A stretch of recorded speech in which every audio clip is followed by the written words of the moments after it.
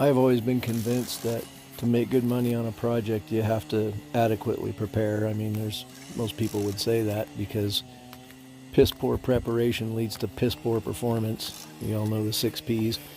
And here I am, I'm getting ready for the columns, column steel that will be attached to the slab on these 3/4 all thread rods, and there'll be a nut and washer on there. You're going to see how the washer goes on here pretty quickly.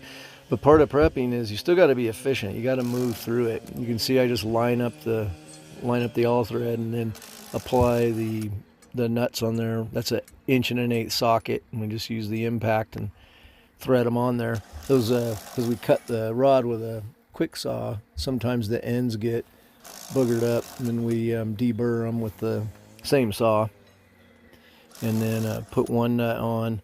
I won't show you the running them down per se, but we'll skip over to just putting now you can see the plates on there. So I ran the nut down the rod, and then we just put the next nut on there, and I have to snug them up. Those plates will prevent the rod from pulling up. It's like has seismic action. If there's a earthquake or earth movement, those plates hold the rod down super firm in the concrete. This particular plan didn't call for them. It just called for carriage bolts, basically turned upside down, which I think is ridiculous. I'm not sure that the engineer really thought that one through. We haven't done a foundation like this in I don't even know how many years that didn't have this setup or a Simpson equivalent.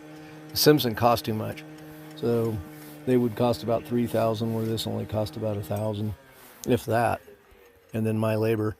So prep right to make money. This is just one part of this. We've got a lot of other prep going on, but I wanted to show you one part of it.